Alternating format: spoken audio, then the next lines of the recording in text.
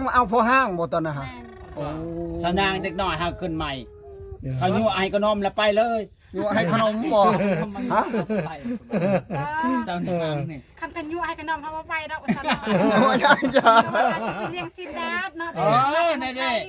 เขาไป เขา จะ มา เลี้ยง จาก ชิ้น เมืองไทยเนาะ เขาอันใด มาจากเมืองไทย ผู้บ่าวมันมาจากเมืองไทย แม่น แต่ว่าคนลาว คนลา โอ้เพราะว่าเพิ่นได้เงินหลายแล้วเพิ่นยั่วไปสิไปเลี้ยงสินดาด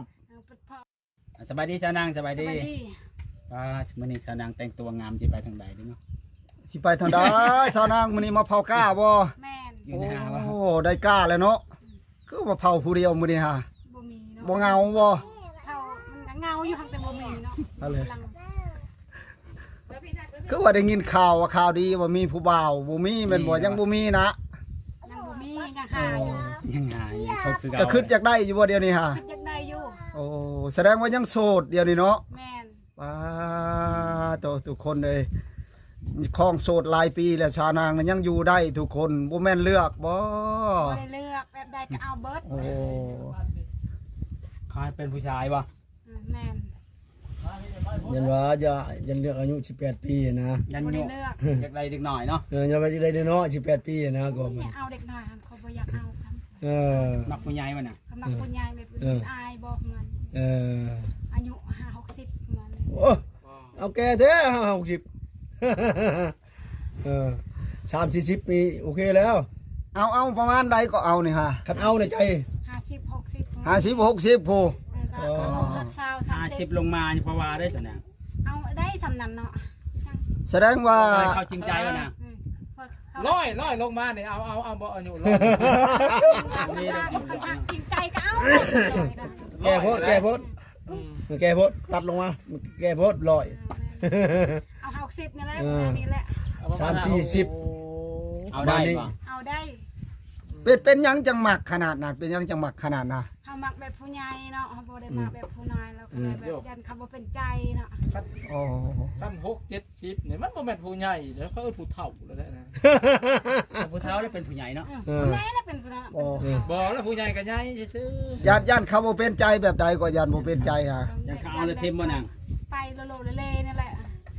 ไปมันเลยปิดเกยเห็นบ่ แม่น ๆแล้วนั้นเขาอันดมก้าวติดเตี้ยนั่น กระซำปีกายนี่ค่อยเอาประมาณ40มาแล้วก็ตอนค่อยเอาติวิตหัน40บาทอายุเรา อายุ เออ ยังบ่เป็นเหือนไปแล้ว ยังมาเป็นเทนเป็น3 แสดงว่าเคยมีคู่คิงมาแล้วแม่นบ่นี่ฮะโอ้ บ่อันนั้น40นะเพิ่นน่ะนะ 40 อ๋อแล้วก็บ่แล้วก็เป็นผู้ใหญ่เติบได้ เอาไป40 เป็นพ่อห้างเท่านั้นน่ะ พอห่างมีลูก2คนไป ฮะสนางกำลังขึ้น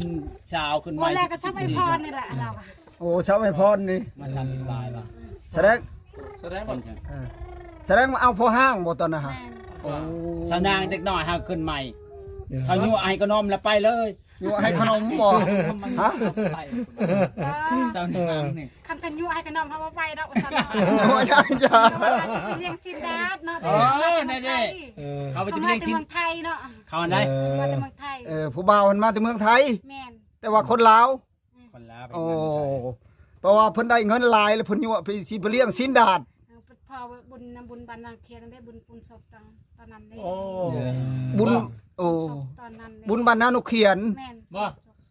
อันสิถามอันแล้วไปเลยบ่ได้มาเฮือนเลยบ่ไปเลยแต่ไปบุญแล้วไปเลย บ่ได้มาหาเทือนไปบุญไปรับอยู่อันนั้นคนทาง อ๋อ หลัดอยู่ ไผประหลัด เขา อัน ขี่รถย้ายหักแต่เฮาเมื่อขี่รถจักร คิโลจันทร์แล้ว โอ้ บ้านเมืองฮะ แม่น เช็ดซะ บ่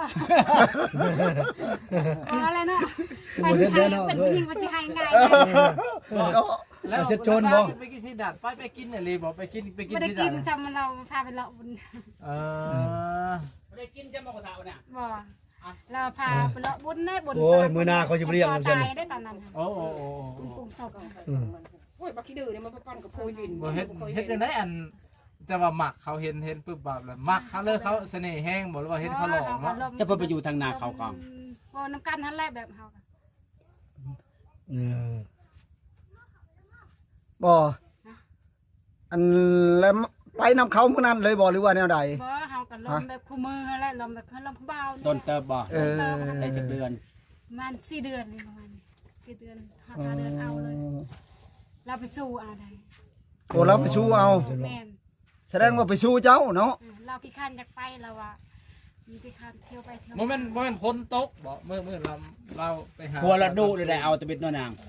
เฮ็ดติบข้าวมือละ4-5หน่อย ข้าวเราจะไม่ได้นอนเราเฮ็ดกระเทาหย ดุ อก เลยได้พัว ดูเฮ็ดติบเข้าแม่นบ่ แม่น เออ เฮ็ดแต่เวียกเฮ็ดฟังเว้านี่เนาะ แล้วก็เราก็เฮ็ดได้เบิดแล้วว่า อ่า ไทยหน้าเราก็เฮ็ด บ่ เออ ก็คืนเราแล้วก็ไทยนานี่ กลางคืนเราก็ไทยขัน ตอนเอาเจ้าเราก็กินใช่บ่ กินกันนะ เอาตะบิดก็กินแล้วบ่น่ะ เรากำลังอันนั้น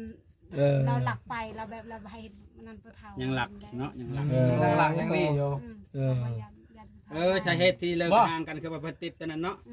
เราติดเตวิทตอนเรามาแต่ไทยเราติดโมเราได้แต่โมเราพาไปกินตอนเราอยู่ไทยเราไม่ได้กินแต่เรา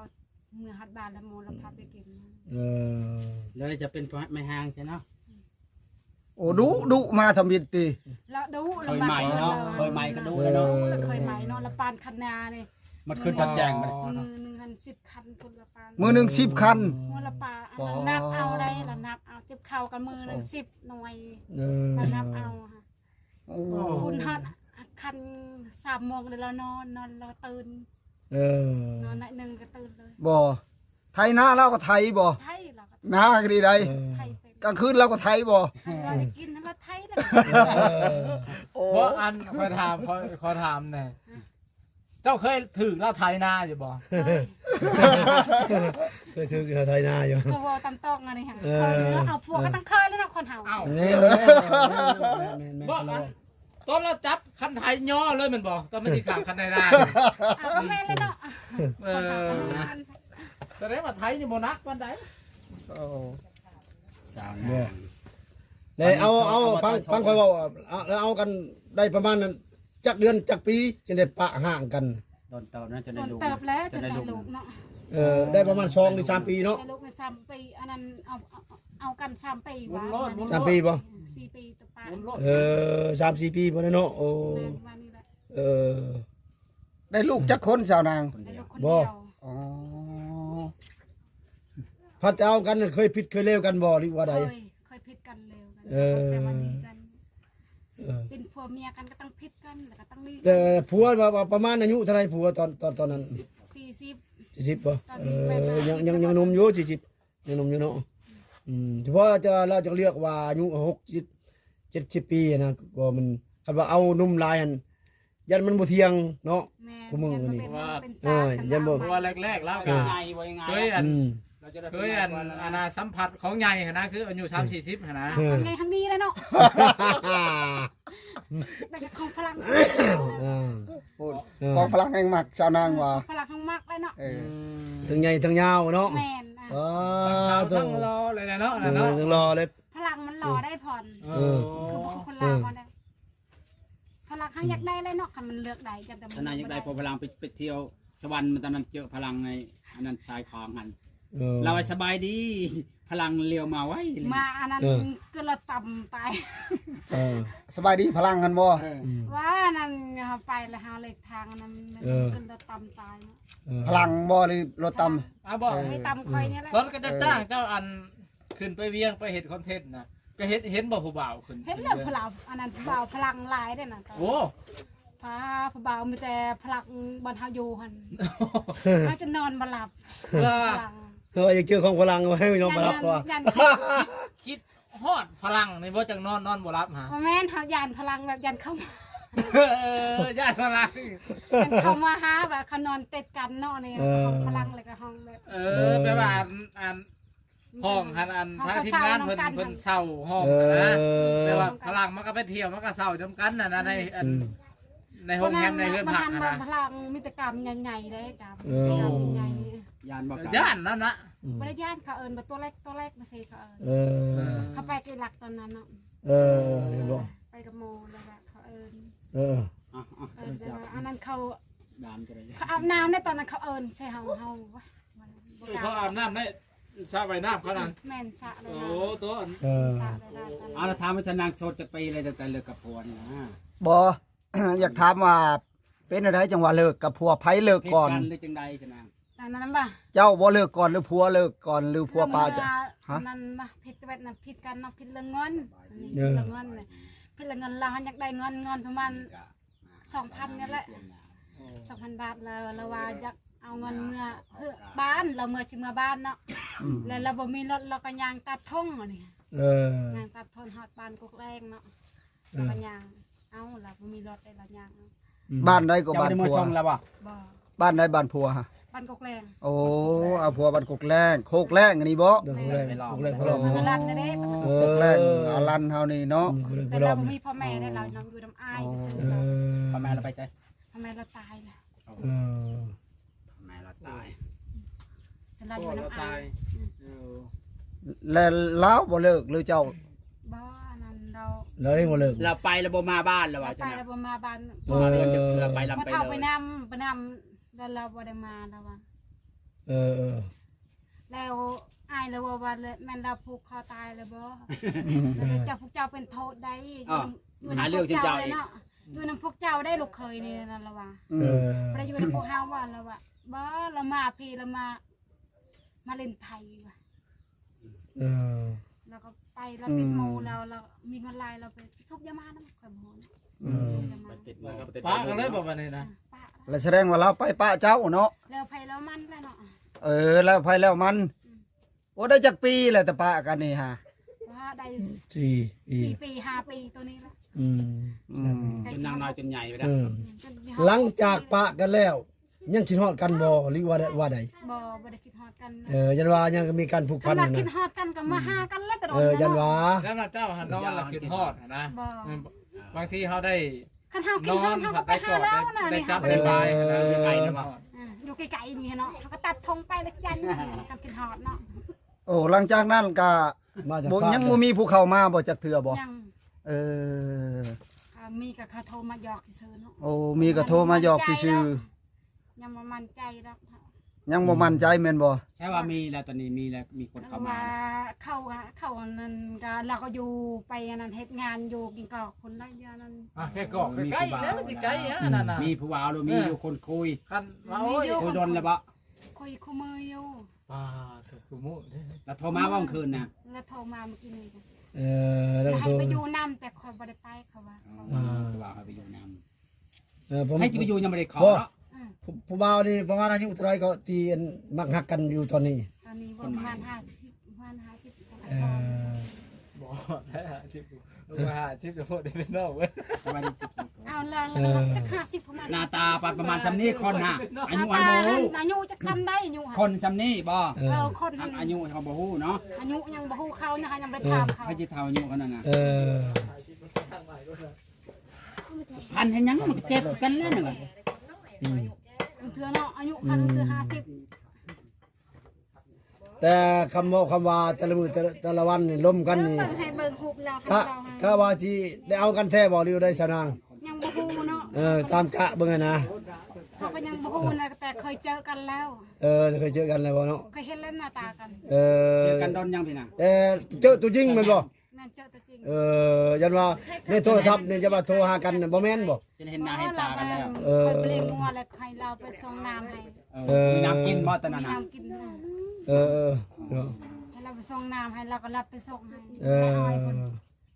ใครเปลี่ยนอยู่แล้วอ้อยตอนนั้นเราไปส่ง ตอนนี้ผู้บ่าวเฮ็ดงานบ่หรือว่าใดผู้บ่าว เราไปเฮ็ดงานอยู่ที่เกาะ อยู่งานอยู่เกกอกเราก็โทรหาชั่วโมงอยู่เด้ เราว่าเห็นตอนนั้นเราว่าเห็นจับไปขายลูกชิ้นเยอะอันนั้นตอนเราไปขายน้ำไอพอตอนขายลูกชิ้น ขายน้ำไอพร บ่บาหมอนะนะหมอประคาลูกชิ้นนะหมอนะนะบ่แม่นนะ งานอยู่พนารันนะ บ่แม่นนะคนประคาลูกชิ้นนะผู้ได้ชานะคาลูกชิ้น แล้วหากระเห็นจบคือเจ้า แล้วผู้ขายลูกชิ้นน่ะเด้ บ่แม่ บ้านใดก่อน จักบาทได้ทำบ่ เอ้าตัวไปกับเจ้าได้ขายลูกชิ้นนั่น นั่นบ้านอ่ะบ้านนารันกันนะ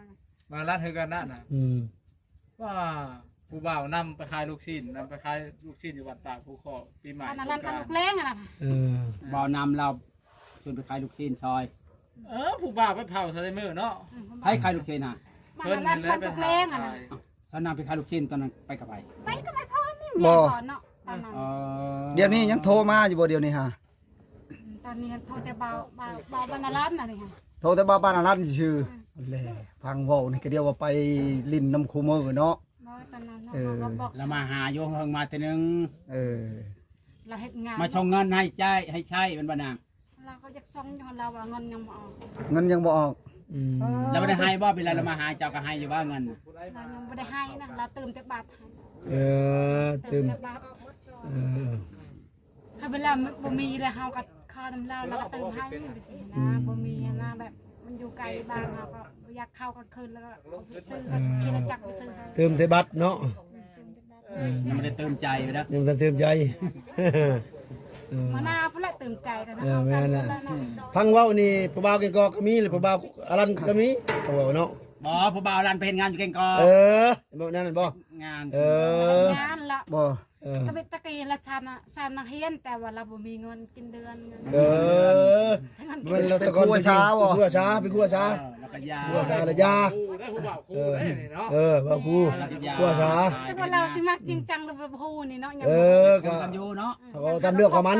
ถ้าหา แต่เรื่องจริงเขาจะบ่ทันรู้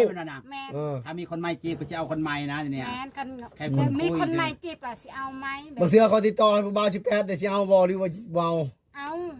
เอาเนาะ18ปี บัดนี้เอาเลยแม่นบ่ ตอนนี้เอา กินนี่บ่เอา เอาไอ้สิลำเคาะ บางเทื่อค่อยบางคนไปบางเทื่อนี่บางเทื่อแต่ว่าแบบปอดเลยเด้อปอดเลย คันเข้ามาจริงใจก็เอาเนาะอย่างแต่เขาบ่มักจริงใจนั่นแหละ เป็นหยังจังว่าอยากได้5-60 ปีหั่นย่านเขาฮักบ่ฮักจริงบ่หรือว่าเนี่ย ยันแต่เขานั้นบ่จริงใจนะ สมมุติว่าเท่า5-60นี่ไปบ่ได้เอายามใดก็มีแต่คู่มือนี่โจมไปที่เอา เป็นไส บ่เอาได้ บ่ แบบ ฮะ แบบบ่เฮ็ดหน้าใดหั่นแล้วหนูเรียนกันใด 60แล้วมันบ่ได้ก็โกได้60กูมือ 60นี่มัน โอ้ มันอยากเว้าแหละ เออ ม่วนนะมันอยากอันนั้นถือรถไฟน้ำหลังรถอ่ะ 50นี่เขาบ่ได้เฮ็ดเวียกอ่ะ ไทยนาบ่อยากได้เด้แม่นบ่